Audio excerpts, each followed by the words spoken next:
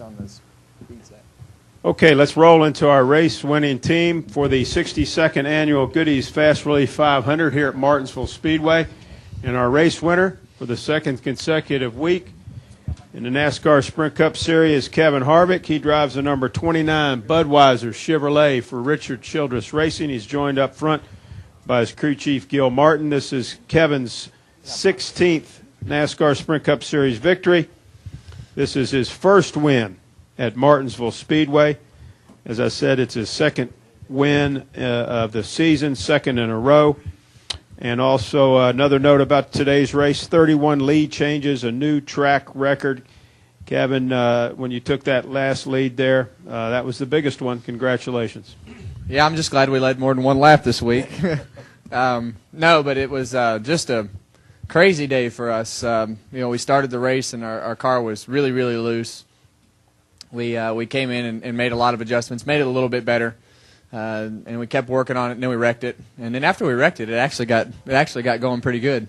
But then we started taking huge swings at it. But just a huge credit to the organization and the team for keeping me sane. I was ready to slip my wrist, and they kept me somewhat grounded, I think, and then we were able to focus on working on our car and getting back to where we needed to be. So. Just a great day for our team. Another character building day. I don't know how many character building days we can have, but we'll keep enjoying them as long as they wind up this way. Well, Kevin, you gained 4 spots in the point standing. You moved up to 5th. You're only 15 out of first place. Congratulations also on that. Gil Martin, crew chief, certainly it was an interesting week here at Martinsville. Working with the tires and the strategy and managing things throughout the course of the race weekend. How did things unfold out there for you this afternoon? Well, I mean, as like Kevin said, as the race started, I mean, our car, we were terrible. There's absolutely no other way to put it other than the fact that we were terrible. But I think that we were set up for the tire from last year too much, because last year we needed the car to turn better, and we turned way too good today.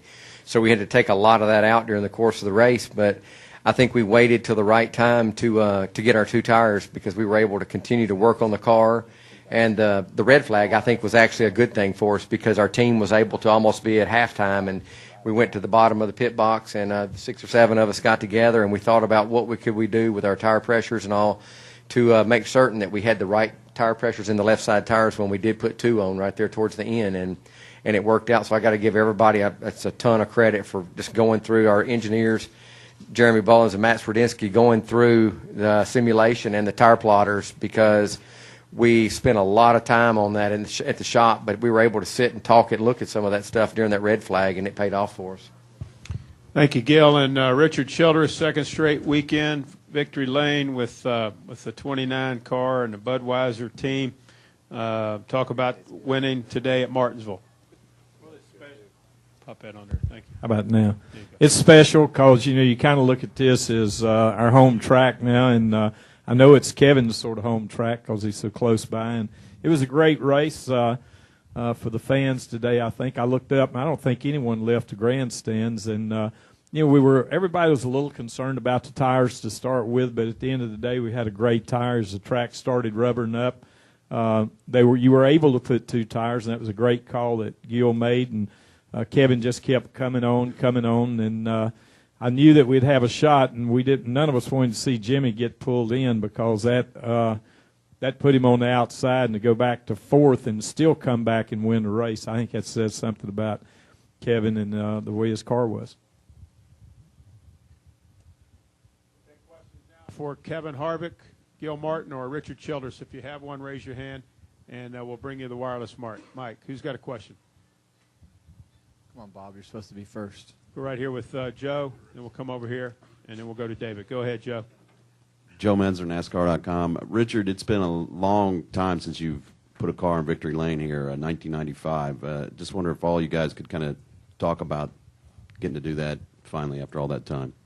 Well, it has been a long time, and to be so close to home, you always want to win here in Charlotte and places like that. But for Kevin to take the big win today was really special. And I just walked by, and I happened to think and look over there where that old 3 car was tore down. And I don't know where they'll be tearing us down today, but brought back a memory just as I walked in.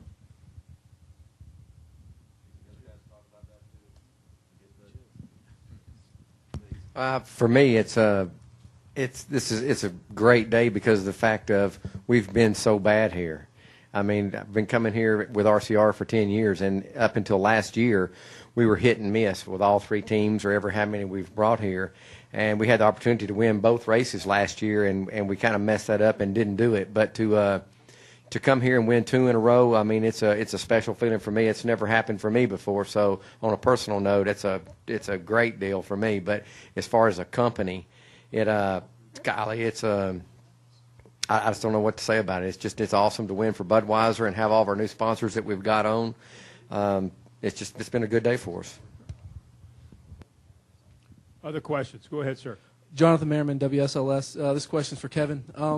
Yesterday, Clay told you he'd give you 2 trophies if you won the truck race. I just want to know if that deal carries over to today. Clay usually doesn't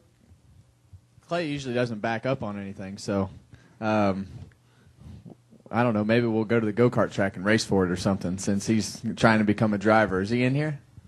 He's trying to become a driver now. I hear he's racing at Richmond and Denny Hamlin's race and the K&N race, so we'll maybe he's out practicing right now. You're right, but I hope it does. Questions? Other questions? David has one right here, please.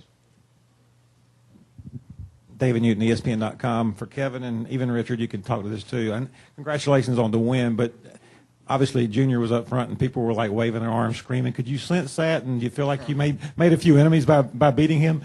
Yeah, I was like, I could see the people just going crazy, coming off of turn 2 when he took the lead from Kyle, and I was like, I was catching him, and I'm like, man, I'm going to be the bad guy here, but I got to do what I got to do. So it's one of those deals where I knew that I was kind of in the same position last year at California, where I got a little overzealous, and his car was loose getting in the corner, and probably needed to protect the bottom.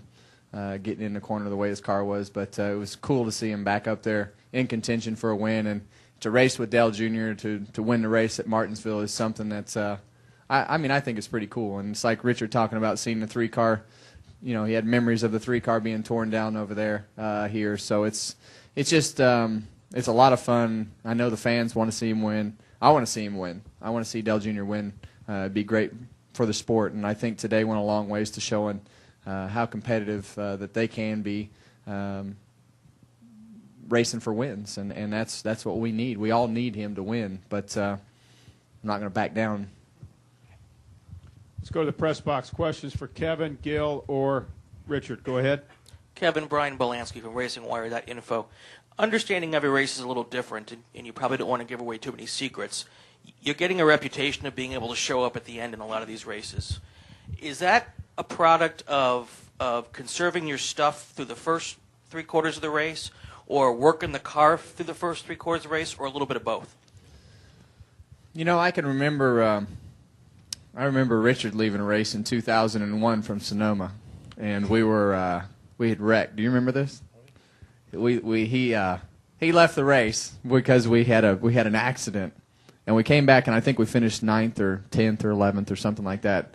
And the next day I get a call, and it's like, how in the hell did you guys come back and finish 11th from 23rd, 24th, wherever it was? I don't know why it's always been that way, really throughout my whole career. And today it kind of worked in our favor. Our car was bad at the beginning, and I had a ton of brakes left at the end, and that was really our strong point, was getting in the corner. And that was Junior's weak point, was getting in the corner. He was free. But my dad always told me the pay window didn't open until the checkered flag was thrown. So, and we raced off of what we survived and raced off of what we won each week. So if you tore your car up, my first year I tore my late model up when we only got to run 7 times because I wrecked it every other week. The second year we wrecked 1 time and we won the championship because we were always around at the end, and we would take advantage of other people's mistakes. And I guess it was just the way I was taught to race, and you have to be around at the end to win these races. Stay upstairs in the press box. Go ahead. This question's for Kevin. Damian Sorrell at Danville Register and B. You had kind of the same characteristics with your car today like you had yesterday in the truck race, fell back early, had to fight anything. What did you learn from yesterday's truck race, whether it be with the tires or the way the the track drove that you're able to use that, give the feedback to Gil and those guys to be able to make the right adjustments to be there at the end of the race to contend for the win? Well, we were consistent, weren't we? Yeah. We had a really crappy-looking set of tires that came off the car the first time, and we don't know why. We didn't obviously come in and raise the hood and make camber adjustments and front-end adjustments on like we did on the truck yesterday. But we were able to, I think, make huge adjustments on our air pressures and the way that I know we were making a lot of wedge adjustments on our car. So, you know, the truck race, I was just glad I didn't flip out yesterday, to tell you the truth. I stayed calm and everything worked itself out, and I had a new bunch of guys that work on that truck, and we were able to, I guess, teach them a lot about being able to hang in the race and keep yourself in the game and don't ever give up. So I'm the first one that wants to quit, usually, and they're like, all right, well, we can't do that, so let's just figure out what we need to do here. And Gil has a good tendency of letting me vent, and then we move on. So I don't know. I mean, just track time to me, I'm a rhythm racer, and I like to get into a rhythm and know where my grip levels are, and know the characteristics of the racetrack and the things around me. And, you know, I think it helps to race both days.